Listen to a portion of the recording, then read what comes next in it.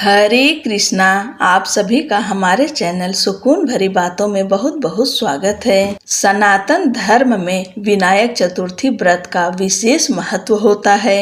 ये व्रत हर माह शुक्ल पक्ष की चतुर्थी तिथि को मनाई जाती है। इस दिन भगवान गणेश के व्रत और पूजा का विशेष विधान होता है। ऐसा माना जाता है कि जो भी व्यक्ति सच्चे मन से इस व्रत को करता है उसकी सभी मनोकामनाएं पूरी होती है और जीवन में कभी भी धन, सुख, संपत्ति और शांति की कमी नहीं होती है। कार्तिक विनायक चतुर्थी 25 अक्टूबर को है। वहीं इस दिन पूजा करते समय व्रत कथा अवश्य सुननी चाहिए, वरना व्रत अधूरा माना जाता है। आप सब भगवान गणेश का ध्यान करते हुए विनायक चतुर्थी व्रत कथा का श्रवण करें। द्वापर युग में महिष्मती नगरी में महिजीत नाम के एक प्रतापी राजा रहते थे। वे पुण्य कर्म करने वाले और अपनी प्रजा को अच्छे से पालन पोषण करने वाले राजा थे, लेकिन उनकी कोई संतान नहीं थी, जिससे उन्हें राजमहल का वैभव अच्छा नहीं लगता था। वेदों में संतानहीन व्यक्ति का जीवन व्यर्थ माना गया है और संतान विहीन व्यक्ति द्वारा पितरों को दिया गया जल पितृगण गर्म जल के रूप में ग्रहण करते हैं। यही सोचकर राजा महिजीत के जीवन का बहुत समय व्यतीत हो गया। पुत्र प्राप्ति के लिए उन्होंने कई दान यज्ञ आदि करवाए, लेकिन फिर भी उन्हें संतान नहीं मिली। एक बार राजा ने विद्वान ब्राह्मणों और प्रजाजनों से इस विषय पर परामर्श किया। राजा ने कहा, हे ब्राह्मणों तथा प्रजाजनों, मेरी कोई संतान नहीं है। अब मेरी क्या गति होगी? मैंने अपने जीवन में कोई पाप नहीं किया, अपनी प्रजा का पुत्रवत पालन किया और धर्म का हमेशा पालन किया, फिर भी मुझे अब तक पुत्र क्यों नहीं प्राप्त हुआ? यह सुनकर विद्वान ब्राह्मण ने कहा, हे महाराज, हम लोग इस समस्या का हल ढूंढने की पूरी कोशिश करेंगे। ऐसा कहकर सभी लोग राजा के मनोरथ की सिद्धि के लिए ब्राह्मणों के साथ वन में चले गए। वन में उन्हें एक श्रेष्ठ मुनि के दर्शन हुए, जो निराहार रहकर अपनी तपस्या में लीन थे। उनका निर्मल नाम लोमस ऋषि था। सभी लोग उनके समक्ष जाकर खड़े हो गए और मुनिराज ने कहा, हे ब्रह्म ऋषि, हम लोगों के दुख का कारण सुनिए। हे भगवान, आप ऐसा कोई उपाय बतलाइए जिससे इस दुख का निवारण हो सके। महर्षि लोमस ने पूछा, सज्जनों, आप लोग यहाँ किस कारण आए हैं? स्पष्ट रूप से कहिए। प्रजाजनों ने कहा, हे मुनिवर, हमारे राजा का नाम महिजीत है, जो ब्राह्मणों के रक्षक, धर्मात्मा, दानवीर, सूरवीर और मधुर भाषी हैं। उन्होंने ही हम लोगों का पालन पोषण किया है, परंतु ऐसे राजा को आज तक संतान की प्राप्ति नहीं हुई है। हे महर्षि, आप कोई ऐसा युक्ति बताइए जिससे हमारे राजा को संतान सुख की प्राप्ति हो सके, क्योंकि ऐसे गुणवान राजा को संतान का न होना बड़े ही दुख की बात है। प्रजा की बात सुनकर महर्षि लोमस ने कहा, मैं संकट नाशन व्रत के बारे में बता रहा हूँ। यह व्रत निसंतान को संतान और निर्धनों को धन देता है। राजा ने पूरी श्रद्धा से यह व्रत रखकर ब्राह्मण भोज करवाएं और उन्हें वस्त्र दान करें। गणेश जी की कृपा से उन्हें पुत्र अवश्य प्राप्त होगा।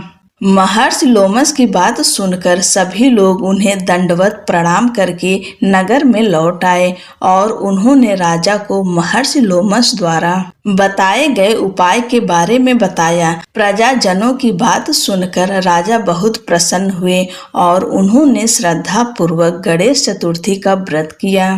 कुछ समय बाद राजा की पत्नी रानी सुदक्षिणा को सुंदर और सुलक्षण पुत्र प्राप्त हुआ। श्री कृष्ण जी कहते हैं कि इस व्रत का ऐसा ही प्रभाव है, जो व्यक्ति इस व्रत को करता है उसे समस्त सांसारिक सुख प्राप्त होते हैं। बोलो गणपति महाराज की जय। अब दूसरी कथा का श्रवण करते हैं। एक समय की बात है कि भगवान विष्णु का विवाह लक्ष्मी जी के साथ निश्चित हो गया। विवाह की तैयारी होने लगी। सभी देवताओं को निमंत्रण भेजे गए, परंतु गणेश जी को निमंत्रण नहीं दिया।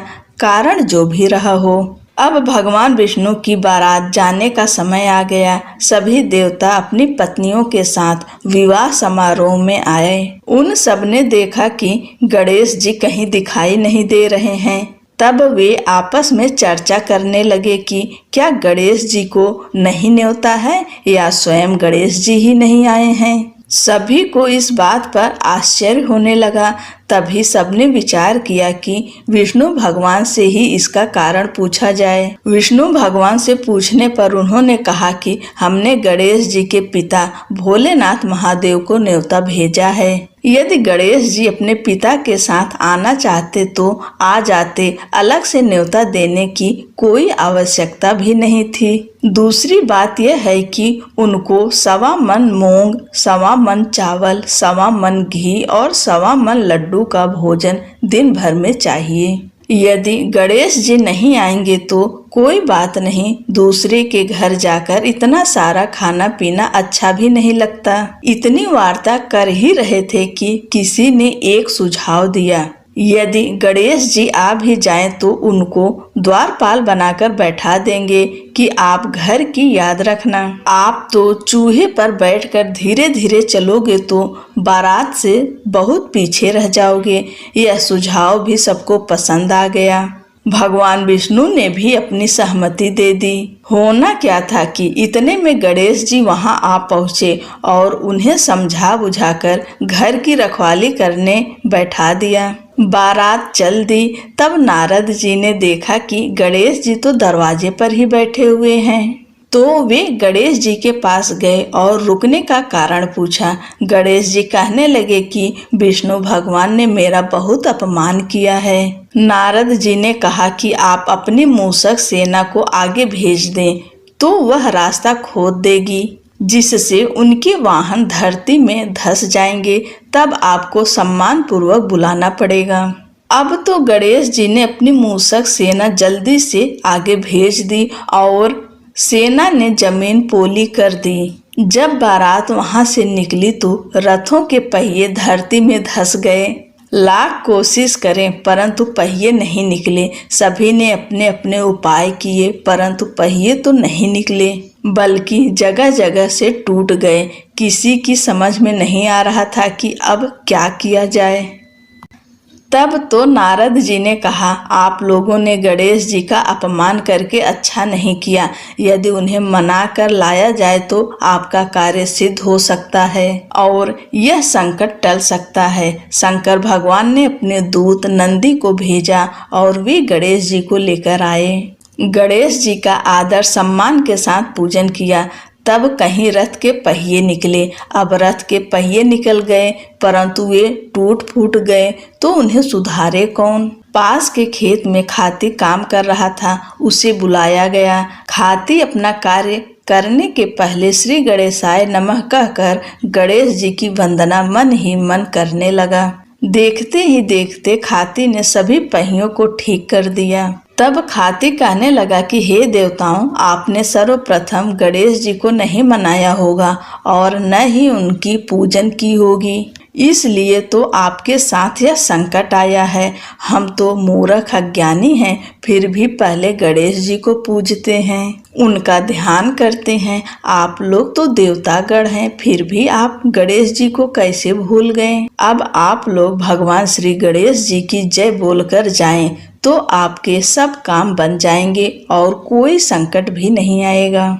ऐसा कहते हुए बारात वहां से चल दी और विष्णु भगवान का लक्ष्मी जी के साथ विवाह संपन्न करा के सभी सकुशल घर लौट आए। हे गणेश जी महाराज, आपने विष्णु को जैसा कारज सारियो ऐसा कारज सबको सिद्ध कर जो। बोलो गजानन भगवान की जय।